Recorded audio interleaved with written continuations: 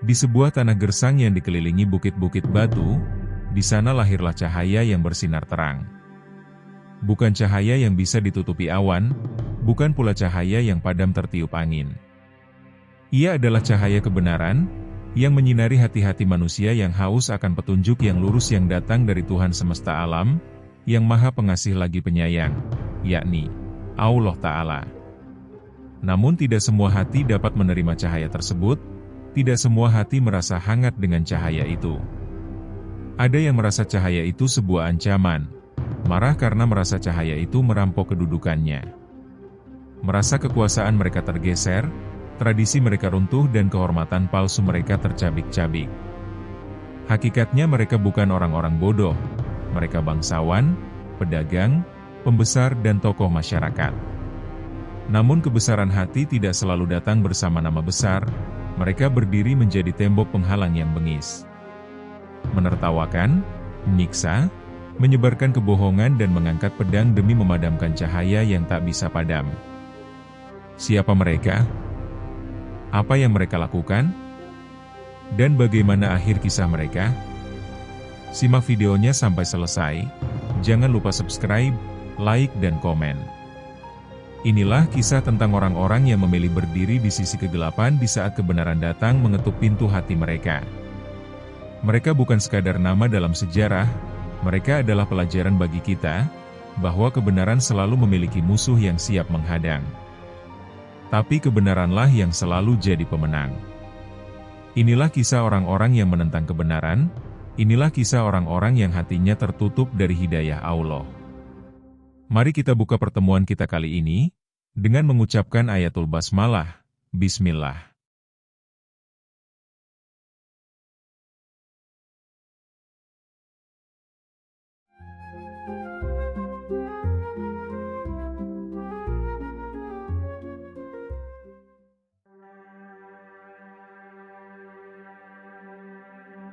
Musuh Islam yang pertama adalah Abu Jahal, si Firaunnya di zaman Nabi Muhammad.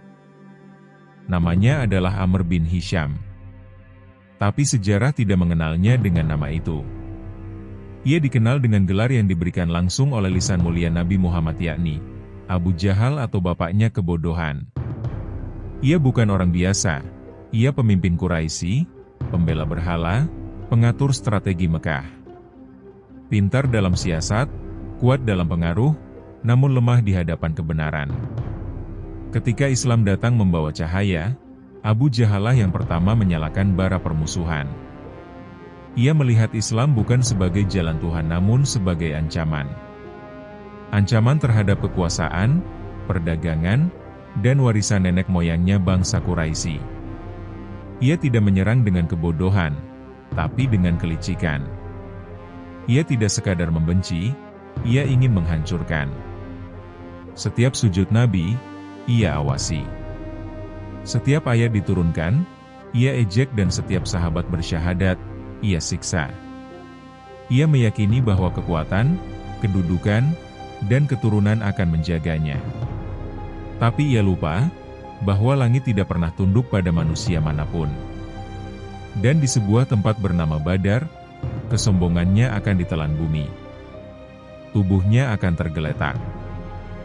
Dan namanya akan abadi sebagai simbol kehancuran bagi siapa saja yang menolak kebenaran karena keangkuhan.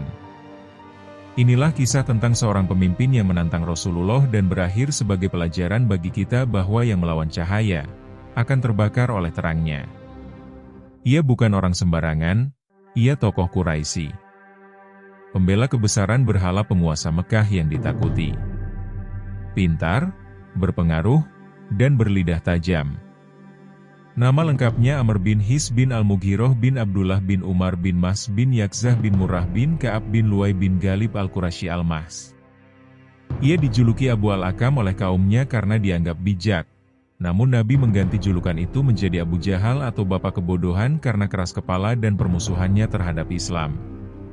Sementara Al-Mughirah bin Abdullah adalah kakek Abu Jahal dari Bani Makhzum, yang merupakan salah satu klan paling kuat dan terpandang dalam Quraisy. Keturunan Al-Mughirah termasuk pemimpin-pemimpin militer Quraisy. Dan Abdullah bin Umar bin Makhzum adalah leluhur utama Bani Makhzum, yang menjadi salah satu suku penting dalam masyarakat Mekah. Bani Makhzum dikenal sebagai klan elit dan militeris, sering bersaing dengan Bani Hashim dalam pengaruh politik dan sosial. Lalu Yakzah bin Murroh bin Ka'ab bin Luay bin Ghalib adalah nasab Quraisy, leluhur bersama dari suku Quraisy. Nabi Muhammad juga berasal dari garis yang sama, yakni Ka'ab bin Luay bin Ghalib. Jadi sebenarnya Abu Jahal dan Nabi Muhammad masih kerabat jauh satu suku, yaitu suku Quraisy. Abu Jahal bukan sekadar menolak dakwah Nabi Muhammad, ia juga senantiasa melakukan hal yang merendahkan seperti menghina, mengejek bahkan menyiksa. Ia pukuli budak-budak yang masuk Islam, ia lempar kotoran unta ke punggung Nabi saat sujud di depan Ka'bah. Ia membakar semangat kaumnya untuk membenci Muhammad dan membuat aturan untuk membaikot Bani Hashim, hingga kelaparan melanda mereka di lembah yang sunyi bertahun-tahun. Dan ketika para sahabat disiksa dan dibunuh, Abu Jahal tersenyum.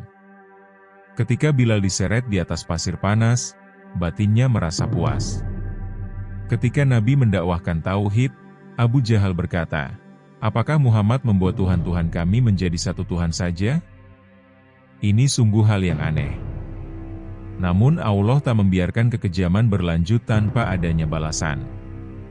Di Perang Badar saat tahun kedua Hijriah, merupakan hari di mana dua kekuatan bertemu, antara yang hak dan yang batil. Allah tunjukkan siapa penguasa alam semesta, yang maha kuasa atas segala sesuatu. Abu Jahal berdiri di medan tempur, di sekelilingnya pasukan Quraisy yang percaya bahwa mereka akan menang mudah.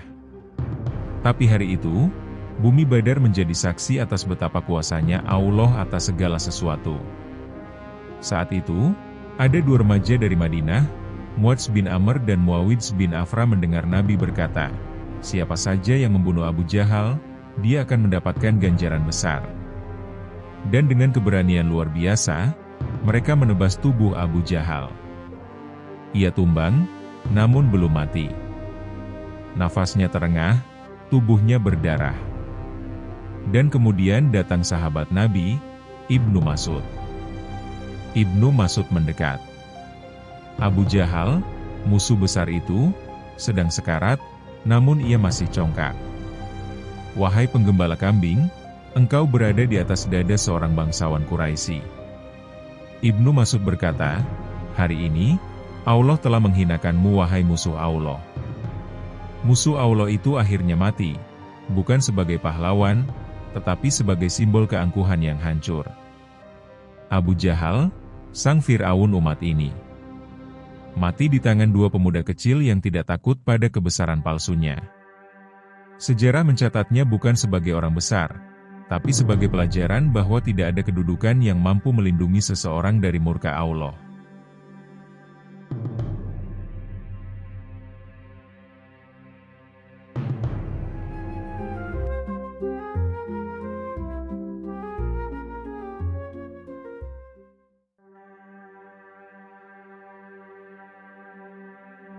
Musuh Islam yang kedua Abu Lahab, si api yang bergejolak.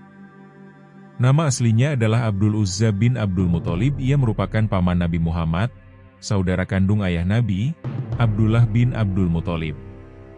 Namun hubungannya dengan Nabi justru penuh kebencian dan penolakan. Ia dijuluki Abu Lahab. Lahab secara harfiah artinya nyala api. Adapun yang melatar belakangi ia diberi julukan itu karena wajahnya yang tampan dan bersinar. Namun, julukan itu menjadi ironi karena ia akan menjadi penghuni neraka yang menyala-nyala. Permusuhan Abu Lahab terhadap Islam begitu dahsyat, pada saat dakwah terbuka dimulai oleh Nabi Muhammad.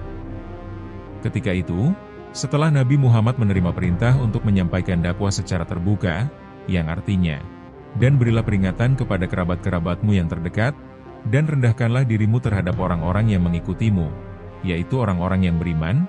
Quran Surat Asy-Syu'ara ayat 204-215. Sesuai dengan apa yang diperintahkan Allah, Nabi Muhammad kemudian mengumpulkan kabilah dan kerabatnya sendiri yaitu Bani Hashim.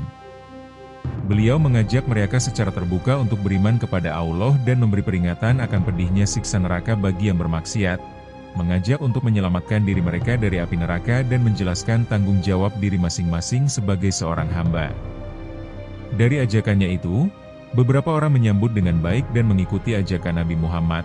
Mereka adalah dari Bani Al-Muttalib bin Abdi Manaf. Jumlah mereka sekitar 45 orang laki-laki. Di tengah-tengah penyampaian dakwah itu, Abu Lahab yang merupakan pamannya Nabi, ia menjadi orang yang pertama kali yang menentang dakwah Nabi. Setelah Rasulullah yakin dengan perlindungan pamannya Abu Tholib, beliau memberanikan diri untuk menaiki Bukit Sofa dan berseru dengan lantang di hadapan orang-orang Mekah, dengan berkata, "Wahai Bani Fihr, wahai Bani Adi," seru Muhammad lantang. "Apakah kalian percaya jika aku berkata ada pasukan di balik bukit ini yang hendak menyerang kalian?"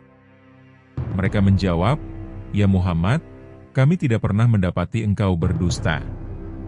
Lalu Nabi berkata, "Sesungguhnya aku adalah pemberi peringatan untuk kalian akan azab yang pedih." Dan tiba-tiba, Abu Lahab langsung meneriakkan hinaan, "Tabban laka ya Muhammad, ali haza jamatana." Artinya, celaka engkau wahai Muhammad, hanya untuk ini engkau kumpulkan kita. Tak lama berselang, turunlah wahyu dari langit, surah Al-Lahab, artinya, binasalah kedua tangan Abu Lahab, dan sesungguhnya dia akan binasa. Tidaklah berguna baginya hartanya dan apa yang ia usahakan. Kelak dia akan masuk ke dalam api yang bergejolak. Dan istrinya Ummu Jamil, pembawa kayu bakar. Di lehernya ada tali dari sabut yang dipintal. Abu Lahab dan istrinya Ummu Jamil atau Arwa binti Harb yang masih saudari dari Abu Sufyan. Ia sangat aktif menyebar kebencian terhadap Islam. Setiap malam, ia membawa ranting berduri dan meletakkannya di jalan yang biasa dilewati Nabi, dengan harapan Nabi akan terjatuh. Sementara di waktu yang lain, suaminya Abu Lahab memaksa kedua putranya, Utbah dan Utaibah untuk menceraikan dua putri Nabi Ruqayyah dan Ummu Kulsum sebelum mereka hidup serumah. Tujuannya tidak lain untuk mempermalukan Nabi dan memutus hubungan keluarga. Bahkan Utaibah, salah satu anak Abu Lahab, mendatangi Nabi lalu mencaci beliau dan meludah ke wajah beliau. Mendapatkan perlakuan seperti itu, Nabi pun berdoa memohon kepada Allah, "Ya Allah, kirimkanlah kepadanya anjing dari anjing-anjingmu binatang buas." Tak lama berselang doa itu dikabulkan. Dalam perjalanan ke Syam, Utaibah tewas diterkam oleh singa di tengah malam. Akhir hidup Abu Lahab. Setelah kekalahan Quraisy di Perang Badar, Abu Lahab dihina oleh orang-orang Quraisy karena tidak ikut perang dan tidak membela kaumnya secara langsung. Beberapa hari kemudian, ia terkena penyakit kulit menular dan membusuk, disebut mirip penyakit Adsa, semacam pes atau lepra.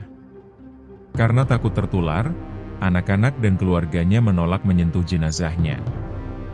Tubuhnya dibiarkan membusuk selama 3 hari. Akhirnya, jenazahnya didorong dengan tongkat ke lubang, lalu ditimbun batu dari jauh.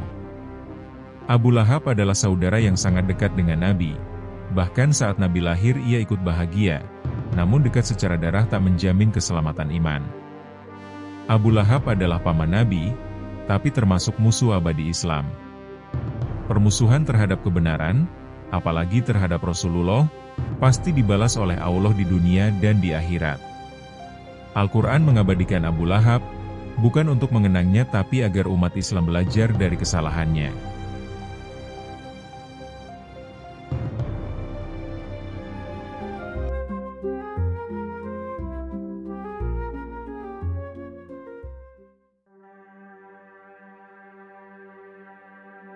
Musuh Islam ketiga, yaitu Ubay bin Khalaf, musuh yang mati di tangan Nabi.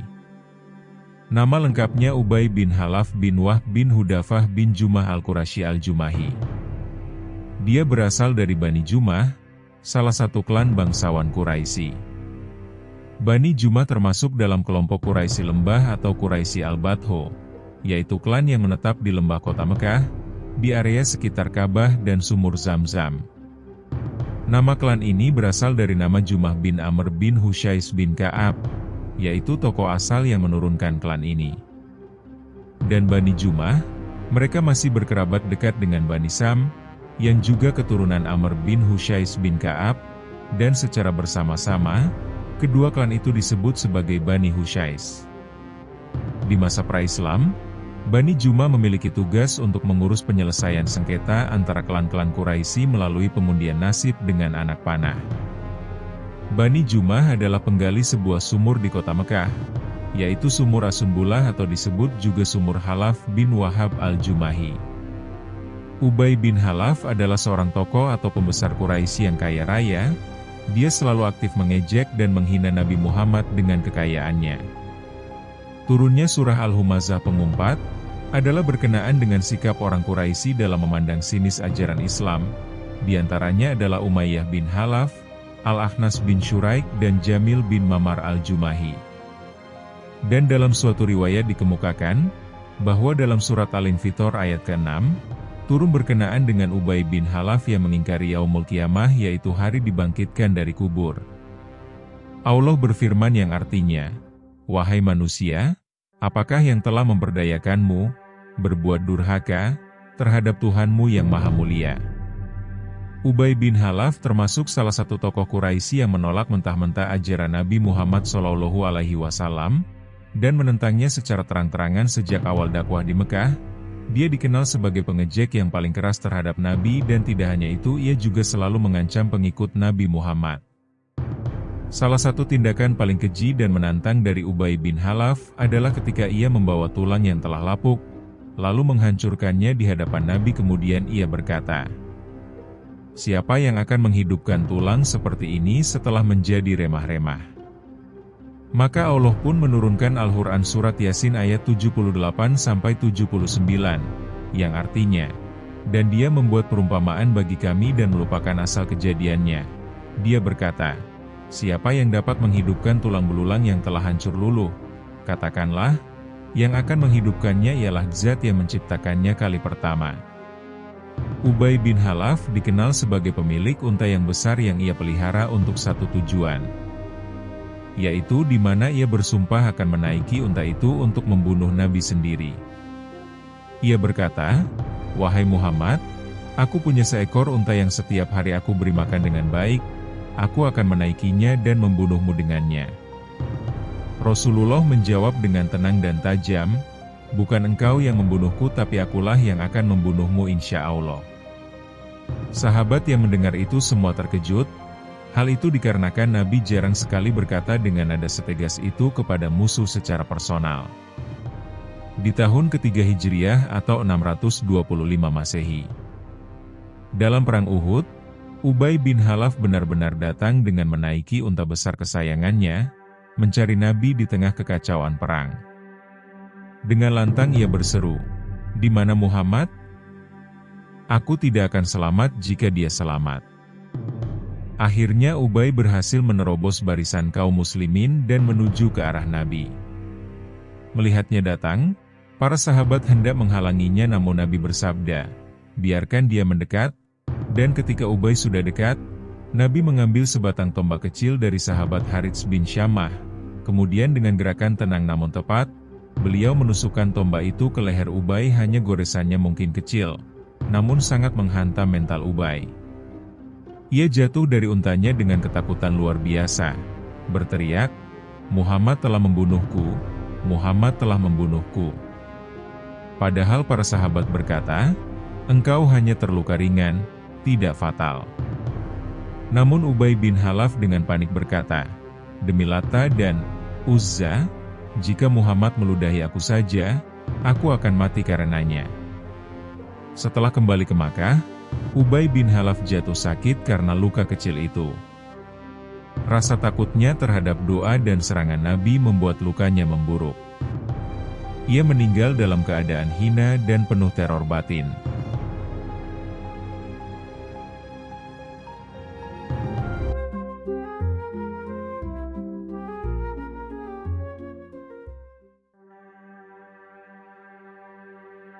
Musuh Islam keempat, yakni Ka'ab bin Al-Ashraf, penyair fitnah dan pengadu domba. Nama lengkapnya, Ka'ab bin Al-Ashraf bin Ab Al-Ashraf. Ia seorang Yahudi dari Bani Nadir, ibunya berasal dari Bani Tai bangsa Arab. Ia memiliki kedudukan sosial yang tinggi, orang kaya, terpandang, dan berpengaruh di Madinah. Di kalangan penyair ia dikenal sebagai penyair yang elit, dan tokoh intelektual Yahudi. Sebagai tokoh yang berpengaruh, ia mempunyai kedekatan dengan para pemuka Quraisy Mekah. Maka sangat mudah baginya untuk menghasut kaum Quraisy untuk menyerang umat Islam. Setelah kaum Quraisy kalah telak dalam Perang Badar, Ka'ab bin al-Ashraf berangkat ke Mekah untuk menyulut kemarahan Quraisy. Ia menangisi korban dari kaum Quraisy dan berkata, "Lebih baik aku mati daripada hidup setelah kekalahan Quraisy oleh Muhammad dan para pengikutnya." Namun tidak hanya itu, ia juga menulis puisi-puisi duka cita dan penghinaan yang sangat tajam. Dalam puisinya ia menulis, agama mereka, yaitu agama kebatilan, dan yang terbunuh dari Quraisy adalah para syuhada sejati. Puisi-puisinya benar-benar menghidupkan dendam kaum Quraisy, yang akhirnya menggerakkan mereka untuk mempersiapkan perang Uhud. Ka'ab tidak hanya memprovokasi kaum Quraisy tapi juga memprovokasi umat muslim. Ka'ab dengan sengaja membuat puisi cabul dan tidak senonoh, dengan menyebut-nyebut wanita muslimah secara vulgar. Tentu hal ini sangat menyakiti kaum muslimin, karena kehormatan wanita sangat dijunjung tinggi. Selain itu, ia juga merencanakan pembunuhan terhadap Nabi Muhammad, kemudian menggalang kekuatan Yahudi dan Quraisy untuk menyerang Madinah. Walaupun secara perjanjian atau mitsak, kaum Yahudi seharusnya tidak memusuhi Rasulullah, namun Ka'ab justru melanggar perjanjian itu. Mengetahui hal itu, Rasulullah pun tidak tinggal diam terlebih mengetahui besarnya bahaya yang timbul akan pengkhianatan kaum Yahudi terhadap umat muslim. Beliau bersabda kepada para sahabat, "Siapakah di antara kalian yang akan membebaskan aku dari Ka'ab bin al-Ashraf? Sesungguhnya ia telah menyakiti Allah dan Rasul-Nya." Maka seorang sahabat dari kaum Ansor yaitu Muhammad bin Maslamah berkata, "Aku akan membunuhnya wahai Rasulullah, asal engkau izinkan." Rasulullah pun mengizinkannya. Muhammad bin Maslamah bergegas menyusun rencana bersama Abu Nailah yang masih saudara sepersusuan Ka'ab dan beberapa sahabat lainnya, seperti Harits bin Aus dan Abbad bin Bisir. Adapun langkah-langkah yang mereka lakukan, di antaranya 1. Mereka berpura-pura tidak puas dengan Islam, agar dipercaya Ka'ab. 2. Mereka meminta pinjaman makanan dan perhiasan, agar Ka'ab mau bertemu mereka di malam hari. 3. Ka'ab mau menemui mereka diam-diam di luar bentengnya, dan tidak membawa penjaga. Akhirnya Ka'ab bin al-Ashraf pun terpancing dan pada malam yang disepakati mereka keluar bersama Ka'ab dan berjalan hingga ke tempat sunyi. Di tengah perjalanan, para sahabat memegangi Ka'ab dan menebasnya dengan pedang hingga ia terbunuh. Dan keesokan harinya di Madinah, ketika orang-orang Yahudi mendengar kabar terbunuhnya Ka'ab, mereka panik, lalu menghadap Rasulullah. Rasulullah menjelaskan bahwa apa yang terjadi pada Ka'ab itu karena Ka'ab telah melanggar perjanjian, menghasut perang, dan menghina kehormatan kaum muslimin. Setelah itu, para tokoh Yahudi di Madinah pun menjadi lebih berhati-hati, karena tahu bahwa pengkhianatan tidak akan ditoleransi.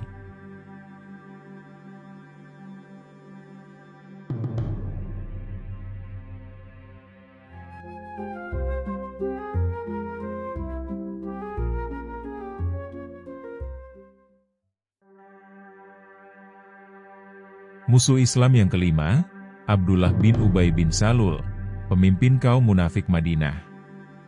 Nama lengkapnya Abdul bin Ubay bin Sal al-Khosroj, ia berasal dari suku Khosroj yang merupakan penduduk asli Madinah. Sebelum Islam ia merupakan tokoh terkemuka di Madinah dan hampir saja dia diangkat sebagai Raja Madinah sebelum datangnya Islam. Sebelum Rasulullah hijrah ke Madinah, penduduk Madinah nyaris mengangkat Abdullah bin Ubay sebagai raja. Namun begitu Rasulullah datang dan banyak suku Ansor memeluk Islam serta mengangkat Nabi sebagai pemimpin, ambisi Abdullah bin Ubay pun hancur lebur. Sejak itu, ia menyimpan dendam pribadi terhadap Nabi Muhammad, walau secara lahiriah ia masuk Islam dan ikut dalam sholat berjamaah dan majelis Nabi. Ia dikenal sebagai ketua kaum munafik Madinah, yakni orang-orang yang berpura-pura beriman, padahal hatinya penuh kedengkian dan pengkhianatan. Allah Ta'ala berfirman tentang mereka, "Di antara manusia ada yang mengatakan kami beriman kepada Allah dan hari akhir, padahal mereka bukanlah orang-orang yang beriman." Quran Surat Al-Baqarah ayat ke-8. Pada saat Perang Badar, ia tidak ikut serta, tapi menahan diri karena kemenangan Islam belum pasti. Ia tetap menyusun rencana di belakang layar. Dan saat Perang Uhud, Abdullah bin Ubay mundur bersama 300 pasukan dari total 1.000 orang. Sepertiga kekuatan pasukan Muslim pun hilang. Ia berkata, "Mengapa kita harus mati demi Muhammad? Ia tidak mengikuti usulku." Akibatnya, kaum muslimin kekurangan personel dan moral saat menghadapi pasukan Quraisy. Belum cukup sampai di situ, Abdullah bin Ubay juga menyebarkan gosip keji dan fitnah terhadap Aisyah, istri Nabi dengan berkata, bahwa ia berselingkuh saat tertinggal dalam perjalanan. Fitnah ini pun mengguncang rumah tangga Nabi, dan membuat beliau sangat bersedih. Hingga akhirnya turun wahyu dari Allah yang membersihkan nama Aisyah, yang artinya, sesungguhnya orang yang membawa berita bohong itu adalah dari golongan kamu juga. Quran Surat An-Nur ayat ke-11. Abdullah bin Ubay adalah otak utama penyebaran fitnah itu, walau secara terbuka dia tidak pernah mengakuinya.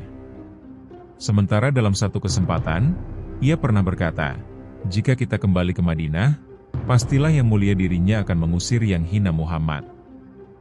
Allah lantas berfirman, mereka berkata, "Jika kami kembali ke Madinah, pastilah orang yang kuat akan mengusir orang yang lemah." Padahal kekuatan itu hanya milik Allah, Rasul-Nya dan orang-orang mukmin. Quran Surat Al-Munafikun ayat 8. Setelah begitu banyak mengganggu Islam dan menyebar racun kemunafikan, Rasulullah tetap berakhlak mulia kepadanya. Dan ketika ia wafat, anaknya yang Muslim Abdullah bin Abdullah memohon kepada Nabi agar memberinya kain untuk kafan dan mensolatkannya. Nabi pun memberi bajunya sendiri, namun kemudian turun wahyu dari Allah yang melarang Nabi mensolatkan orang munafik. Dan janganlah engkau sekali-kali mensolatkan salah seorang dari mereka yang mati selama-lamanya. Quran Surat At-Taubah ayat ke-84. Setelah itu, Nabi pun tidak lagi mensolatkan jenazah kaum munafik. Permusuhan dari dalam jauh lebih berbahaya daripada serangan dari luar. Fitnah dan adu domba bisa mengguncang umat lebih dari senjata tajam. Namun Rasulullah tetap bersikap lembut tetapi tegas ketika Allah memerintahkan bersikap tegas. Sesungguhnya cahaya kebenaran tidak akan pernah padam, cahaya kebenaran senantiasa hidup dalam orang-orang yang merindukannya. Dan cahaya kebenaran senantiasa Allah jaga keberadaannya meski banyak orang yang ingin memendamkannya. Pelukannya begitu erat sehingga selalu memberikan kehangatan dan kenyamanan dan orang-orang akan selalu merindukannya. Demikianlah pembahasan kita kali ini, semoga bermanfaat bagi kita semua, dan dapat menambah ketakwaan kita kepada Allah Ta'ala. Mari kita tutup dengan mengucapkan ayatul hamdalah. Alhamdulillah.